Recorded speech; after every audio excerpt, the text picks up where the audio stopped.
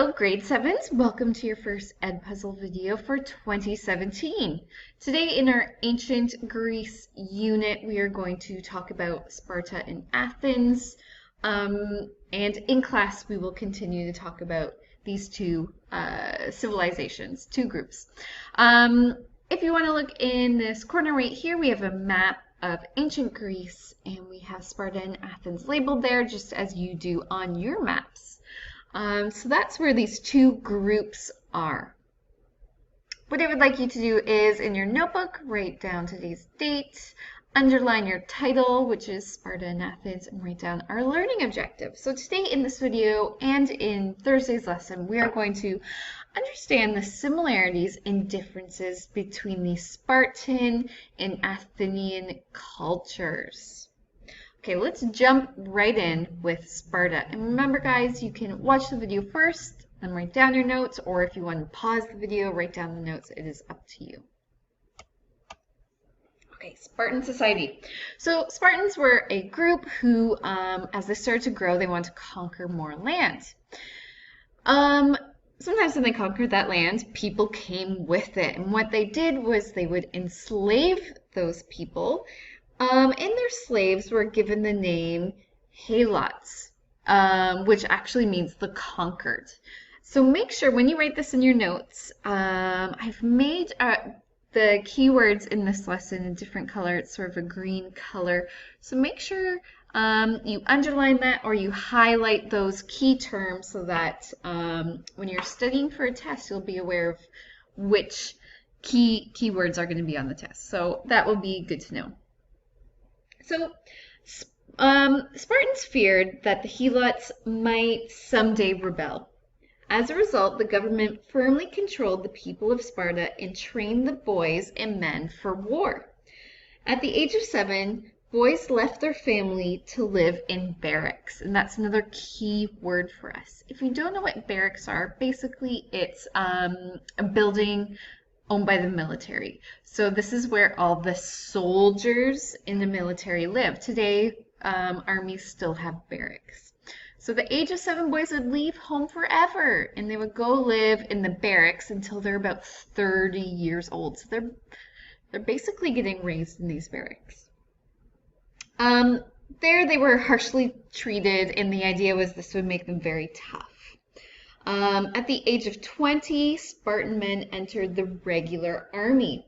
The men remained in the army barracks for 10 more years, as I just said, and they ate all their meals in the dining halls with other soldiers. If you're interested, a typical meal was a bile-tasting dish called black broth. That was pork boiled in animal blood, salt, and vinegar. How does that sound?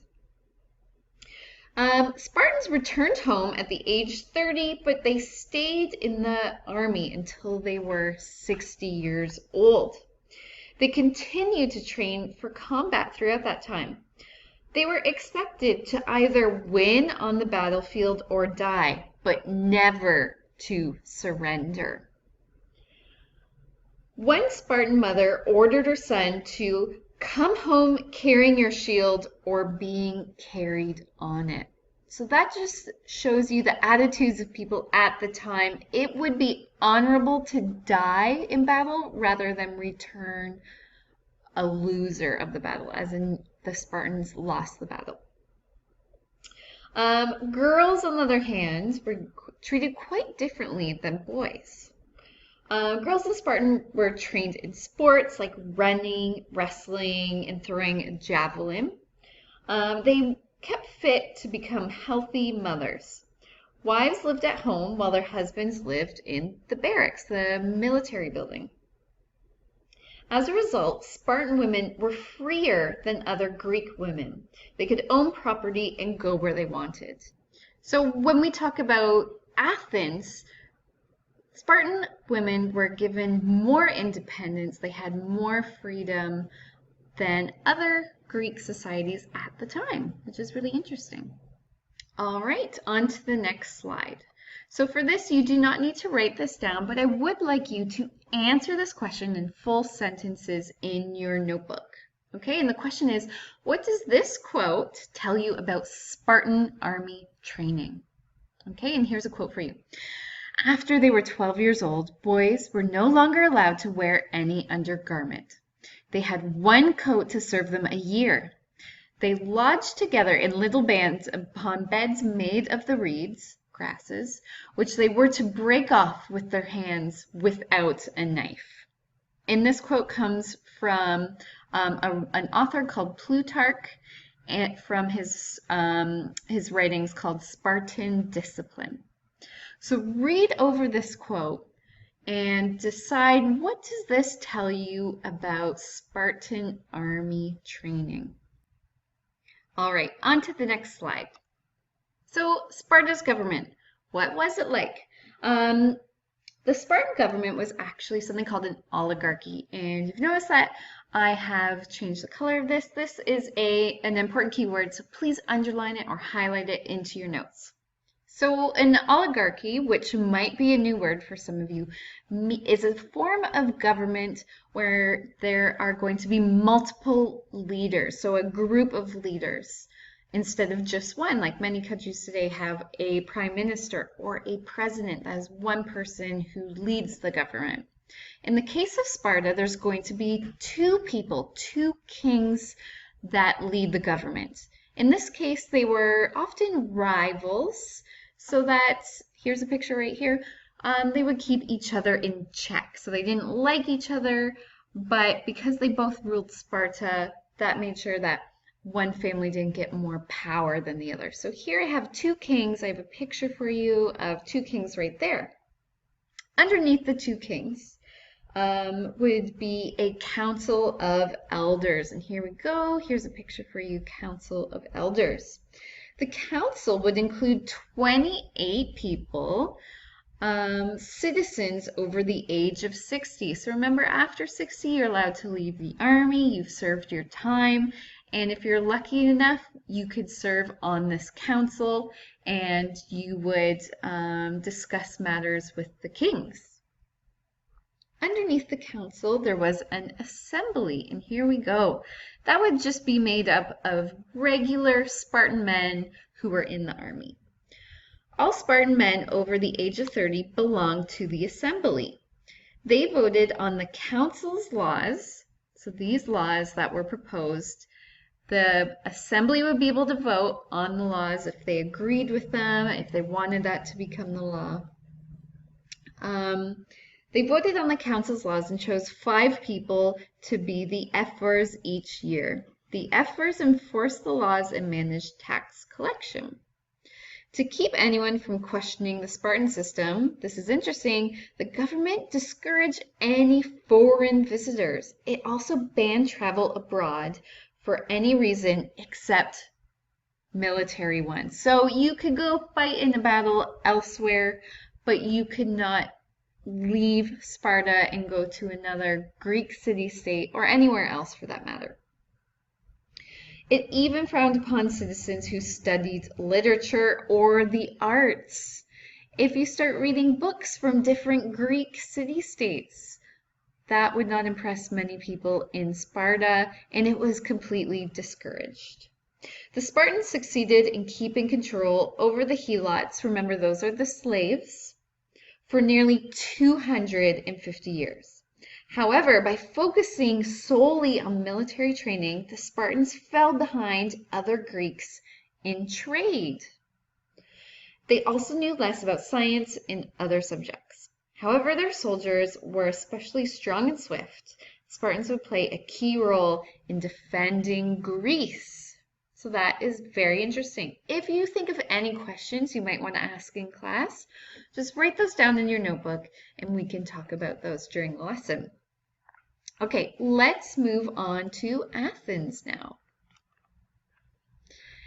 So we are going to see, actually let's talk about Athenian society first. In class, we're going to compare and contrast these two groups a little bit more. So what was life like in Athens? So in Sparta, boys would start training for the army at age 7. Girls would participate in sports and learn from their mothers about how to keep a family. So Athenian citizens raised their children very differently from Spartans. In Athenian schools, one teacher would teach boys to read, write, and do arithmetic. Another teacher taught them sports. A third teacher taught them to sing and to play a stringed instrument called the lyre. This kind of education created well-rounded Athenians with good minds and bodies. At age 18, boys finished school and became citizens.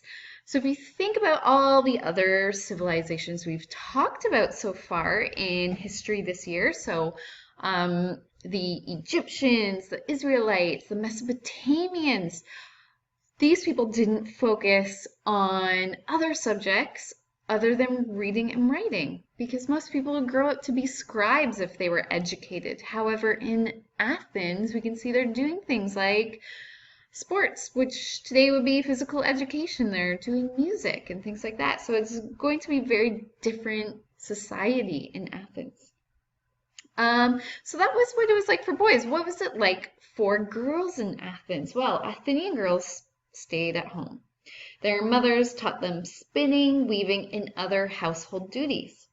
Only in some wealthy families did girls learn to read, write, and play the lyre. When they were married, women stayed home to keep house and to teach their own daughters what their mothers had taught them. So start thinking about how differently were boys raised in Athens versus Sparta? How differently were girls raised in Athens versus Sparta? It's very interesting. Now let's talk about Athenian government and how different that is going to be from Sparta. So in early Athens, when Athens was just a baby city-state, it was an oligarchy just like Sparta was. So it had a bunch of rulers.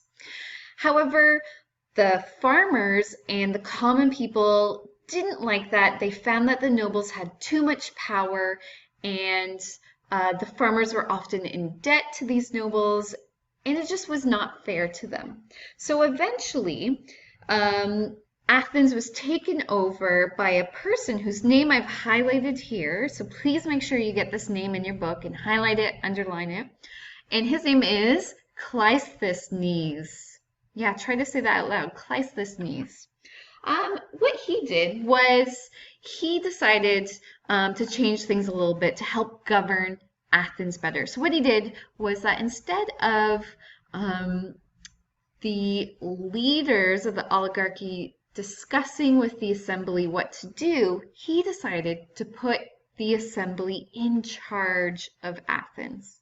So he, in fact, reformed the government, and when he came into power, he reorganized it so that the assembly played the central role in governing. As before, all male citizens could belong to the assembly and vote on laws. So today, there's lots of countries that have this democracy, this form of government where people vote.